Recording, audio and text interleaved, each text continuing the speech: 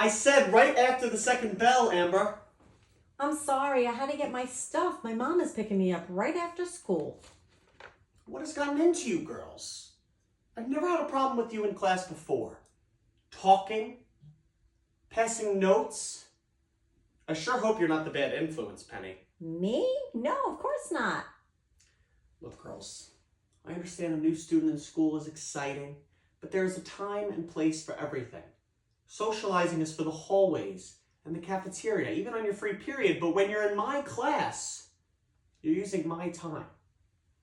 We were talking about history. Is that so? Not about European history, about local history, as in East Hampton. What exactly about East Hampton history were you discussing? Oh, I don't think you'd be interested. You're not from around here. I doubt you'd even know about it anyway. Just because I'm not from around here doesn't mean I'm unaware of East Hampton history. But this is dark and morbid. Kind of like the Nazis and witches and wizards. Well, one witch anyway. Ah, you must be talking about Elizabeth Garlick. You've heard of her? Yes, her grave is by the windmill on Main Street. It is? Yes, I know. I've been to it. So have I. Then you must be familiar with the legend of Fireplace Ridge. I'd hardly call Fireplace Ridge a legend. Why not? Because legends take hundreds of years to develop. What happened at Fireplace Ridge took place in the 1960s. But Elizabeth Garlick was in the 1600s. Yes, but she didn't have anything to do with what happened to those girls.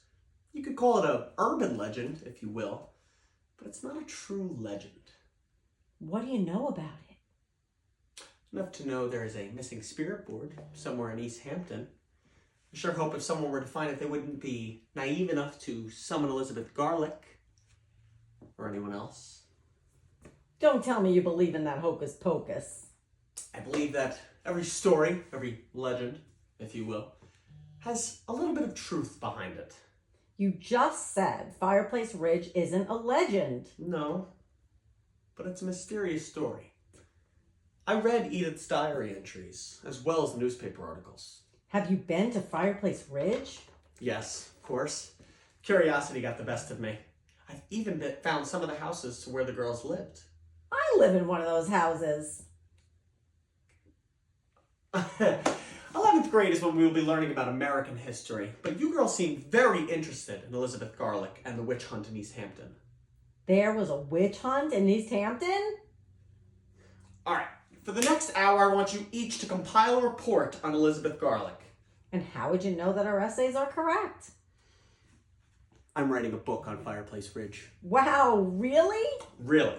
Now, I want you each to start from the beginning and write a biography on Elizabeth Garlick. What about the girls from the 60s? We could save that for your next detention, I suppose.